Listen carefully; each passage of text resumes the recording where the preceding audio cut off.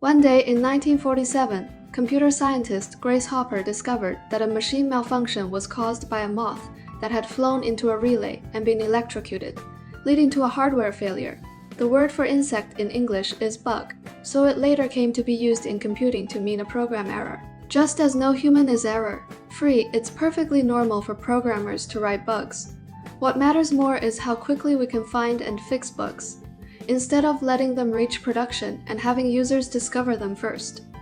This is exactly why testing exists. Its purpose is to verify whether a program behaves as we expect. In addition to validating new code, testing also ensures that changes to existing code don't break parts that should remain unaffected. So how do we test when writing Python? Ta-da-da!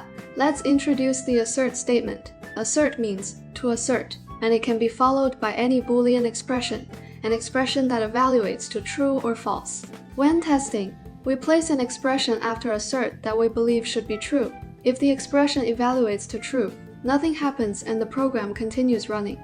If it evaluates to false, an assertioner is raised, essentially saying, hey, this doesn't match expectations.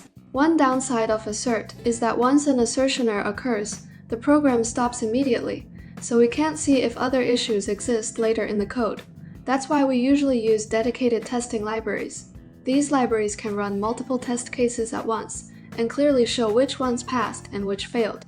Unitest is a commonly used Python unit testing library. Unit testing means testing the smallest testable units of software, such as verifying whether a function behaves as expected.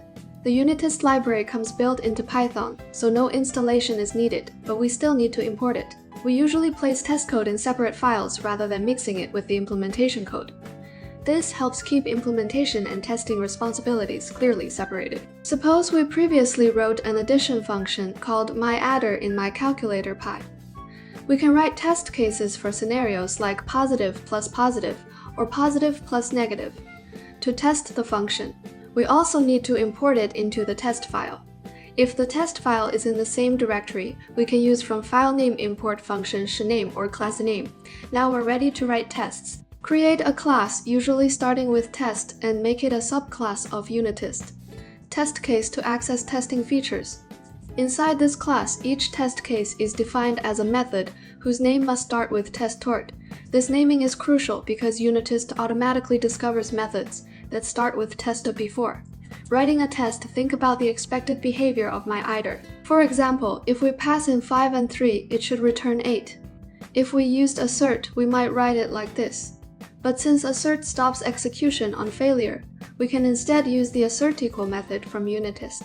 Test case.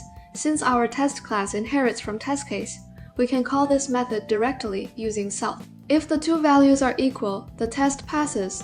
If not, it fails without crashing the program. After writing tests, we can run them by typing Python im_unitest, which automatically discovers and runs all testy methods in test case subclasses. It tells you how many tests were run, and those dots aren't silence. Each dot represents a past test. If a test fails, one of the dots becomes an funitest. Also provides detailed information about which file and method failed and why. Unitest also offers advanced features to help us test more efficiently and catch bugs. For more details and practice exercises, see the next video.